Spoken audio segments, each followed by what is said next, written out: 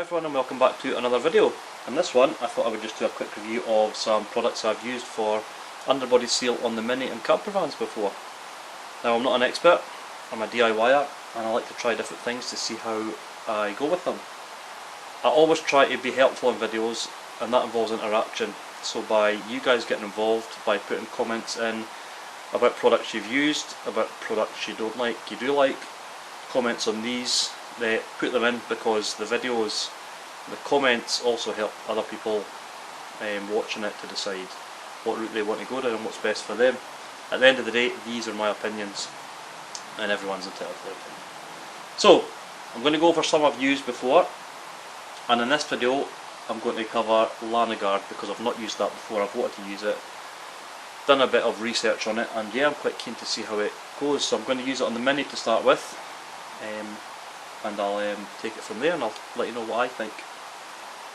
So yeah, let's get started with these. The four I've got here is Hamrite underbody seal. I've used that quite a few times.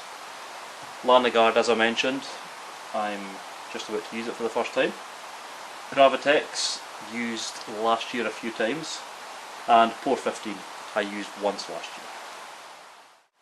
So Hamrite with added wax oil. It comes in various forms: spray, brush on, different colours, and yeah, this stuff is really thick. I've used this quite a few times before and I quite like the finish when it's wet. When it dries it's a bit less shiny, a bit more matte.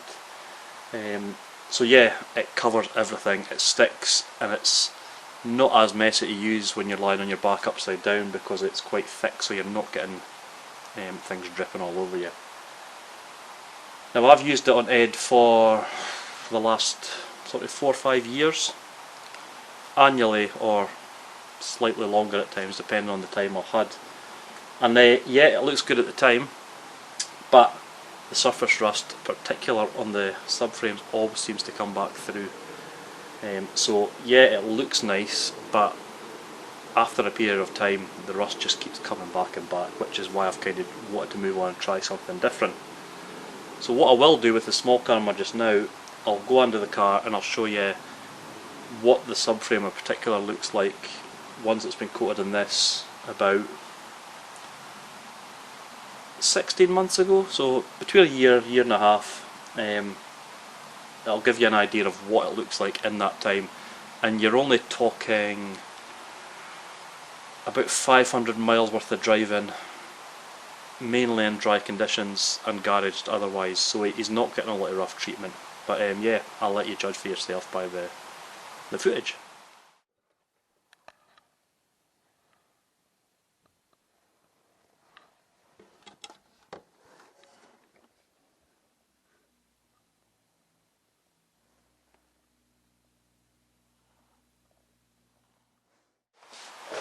So yeah, you can see the level of surface corrosion there after not too long. I'd expect to be doing maybe top-ups every 12 months, so it's probably pushed longer than what it should have been, but yeah, it looks good, but the surface rust comes back with that, so I'm trying something different. When it's applied, depending on how warm it is, it takes quite a long time to dry. So I'm in Scotland, not the warmest, and we're March now, so I applied some a few weeks ago and it's taken about around a week to dry. Obviously in warmer climates it'll dry quicker, but yeah, that's kind of a guideline. So if you're looking to try and get it done quickly, dry and move on to something next, no, you need to allow more time for it. Next, Gravitex. I like Gravitex. I used it a few times last year on Eleanor. Now for those of you that don't watch Eleanor's my full Mini restoration bare shell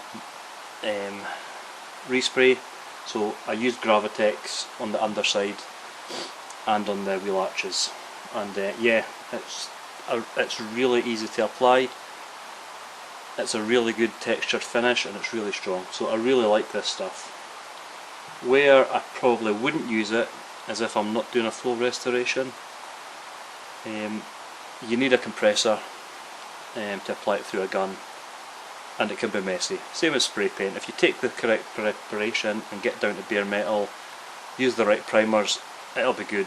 But if you're underneath a car wanting to do just a quick refresh annually, it's probably going to be a lot more work for Gravitex. So in my opinion, I would only really use that once I'm going to a full restoration and I've got all the auxiliary parts out the way. For this, it'll go everywhere. It'll cover exhausts, it'll cover brake lines, it'll cover everything. So yeah, that's the downside, but really good stuff, and there's always deals on that stuff online. So yeah, I do like Gravitex. I'll show you some footage here of it going on to Eleanor last year and the finish with paint on it. That'll give you an idea of what it looks like and if that's the kind of thing you're looking for.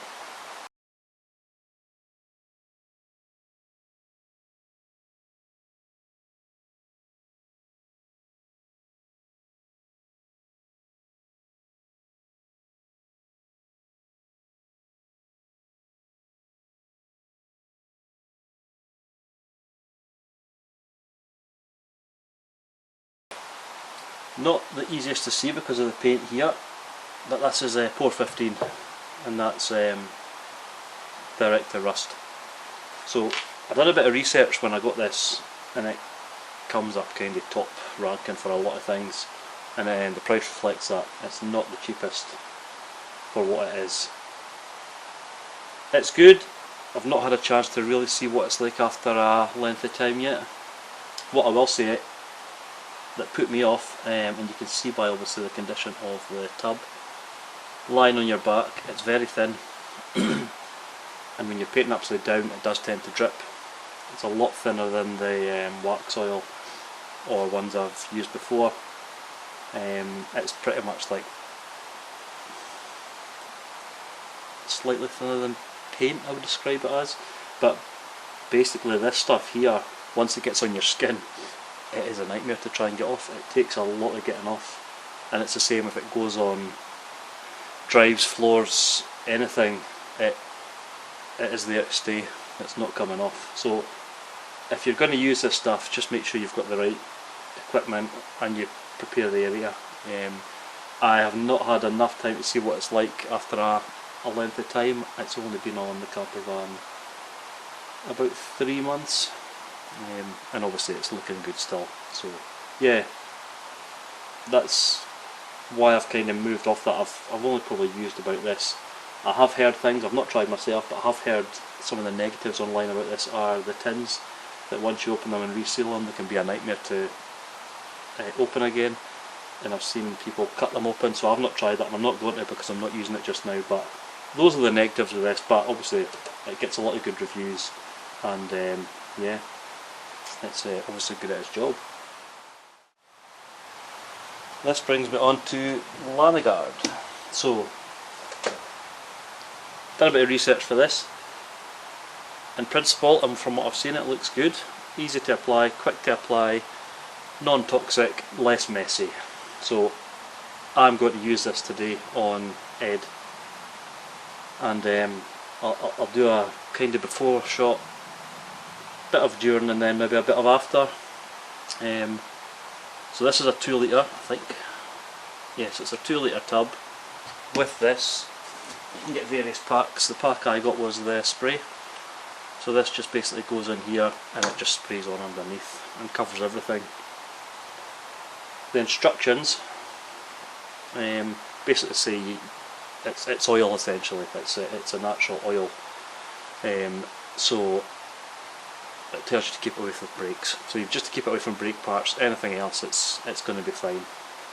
So yeah, it tells you to prepare the surface just by removing any loose rust or loose flaking paint. You can apply it direct to surface rust. That's fine because I believe it gets underneath the rust and forces the rust to the surface of this, protecting the metal. So I'm told. So yeah, I'm looking forward to using this. So what I'm going to do in this video, like I say, it recommends for easy application just to heat it up in a bucket of hot water, which I'm going to do because it's about 3-4 degrees in the garage just now. So I'm going to sit that in a bucket of hot water. While I'm doing that, I'm going to get a wire brush attachment on the drill, and I'm just going to go around the underside quickly and get rid of any flakes and anything that's not going to be effective with this. But what I'll do before that, I'll do a shot of the underside before, and then I'll just dip in and out as I'm applying it, and then we'll come back and we'll have a look at the finished result.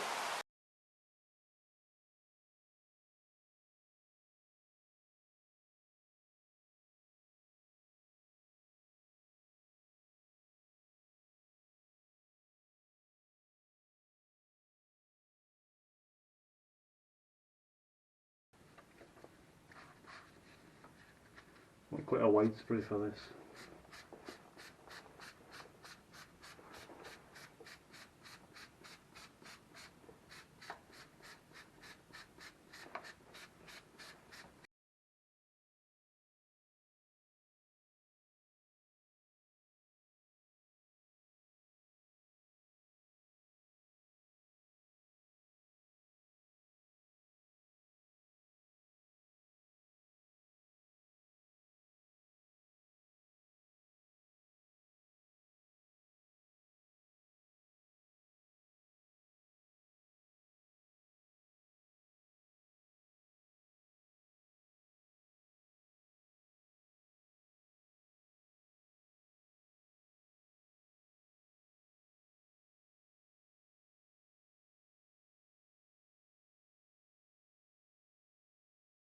Okay, that's it done. I've shown you with the small camera just as it's went on, but it went on really easy. You're talking 10-15 minutes for the whole car, and you can get into areas that you just couldn't reach with a brush, yeah. Always have to be careful around the brakes and things like that, and it does get everywhere, but you can adjust the spray. If you've got a ramp for that, it's great, you can get in, you're just doing that and it's covered.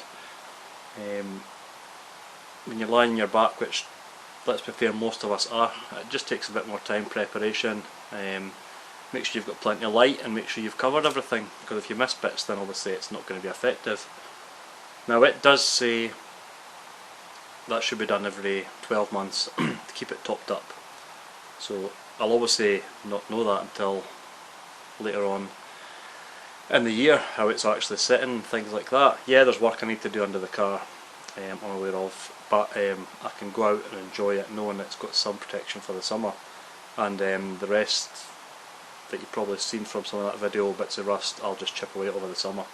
But yeah, really pleased with that. Obviously time will tell how it sits, how it looks when it's dried, but yeah, easy to go on, simple, quite expensive, but a small price I guess if you're wanting to look after your cars. So yeah, as I said before, stick your comments in, let us hear your thoughts.